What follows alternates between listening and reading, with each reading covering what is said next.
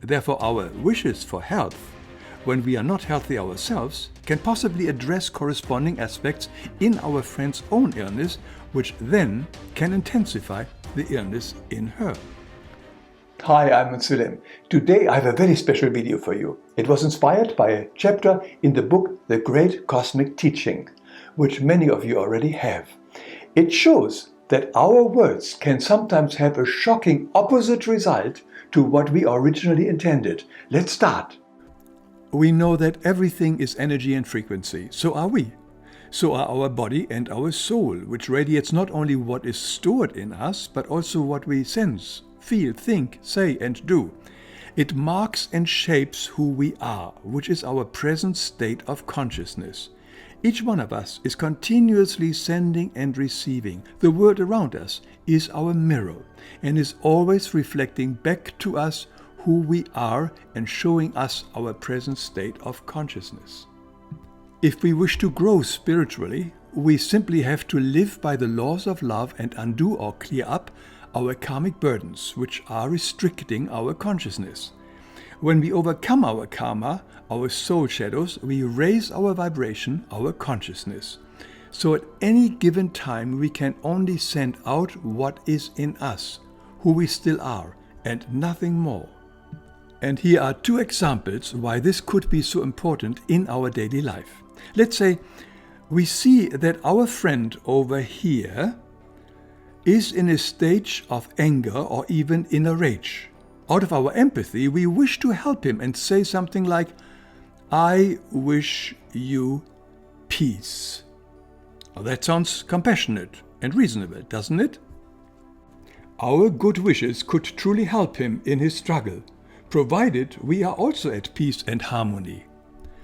But we know that every thought and every word presses to be actualized. Therefore, Christ tells us that if there is no peace in us, then these words here are just like shells or projectiles. They appear hollow, but their true content is our own strife or inner war.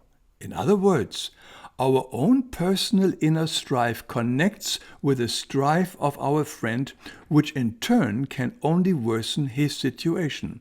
It is not the shell that is significant, but the core, the content. Christ says, the one who addresses only the surface of life, the reflection, for example by wishing his neighbor peace when he has no peace in himself, addresses only the lack of peace in his neighbor, because he has no communication with peace himself. Let this sink in. If we are not peaceful within ourselves, then our own lack of peace is what is truly radiating out from us. Thereby we could activate our friend's strife with our sending potential, and perhaps stimulate him to negative thoughts or to acts of violence, which would make us karmically co-responsible. Irrespective of what we say or wish others, we can only send out what is in us. If there is peace in us, we can send peace.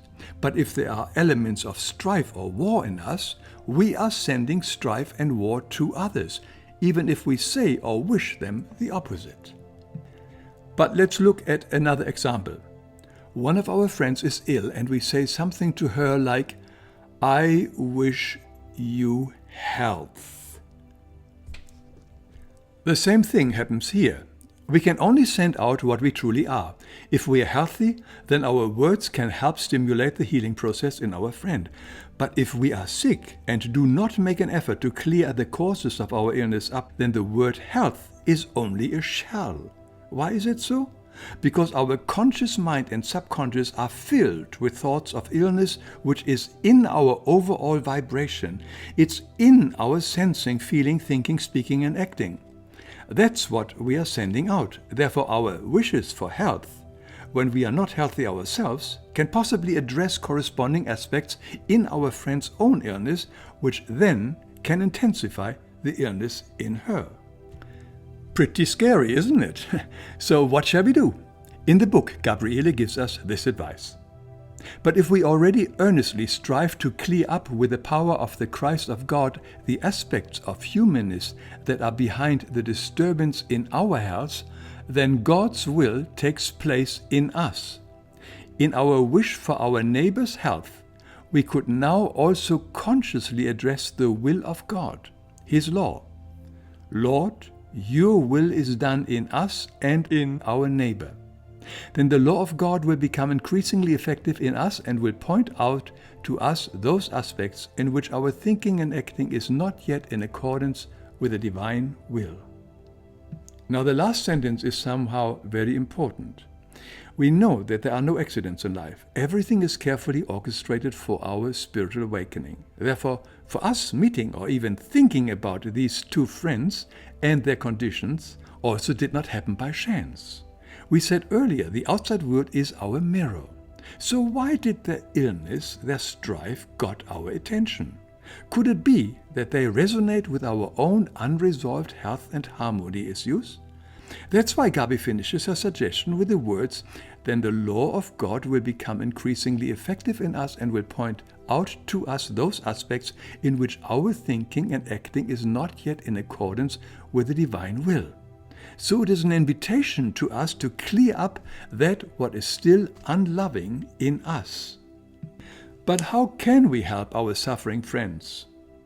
We are told that highly evolved spirit beings never select only aspects of the divine law like health or peace. They always address the whole law, which is order, will, wisdom, earnestness, patience, love, and mercy. Peace and harmony or health are principles of these powers. They all flow from selfless love. Therefore, Gabriele closes with this suggestion. If deep from our inner being we want to give our neighbor something, we can do this in the following awareness. In the gift of God, the gift that I now give, are contained all 7 basic powers of God, the whole law. Therefore, when we wish our neighbor health, then we wish for him that the whole divine law may become active in him and guide our neighbor to what is good for his soul. Pretty powerful stuff, isn't it? This particular chapter in the book goes much deeper. It's from the book The Great Cosmic Teachings, and it has over 800 pages. And if you wish, you can listen to some chapters of this amazing book on Radio Santec's audiothek page for free. I put a link to that page beneath this video, as well as a link to the book itself, which you can also find on my website lifeexplained.com on the book recommendation page. Thank you so much for watching. Let's do it again, and so that we don't miss each other, just be sure to subscribe.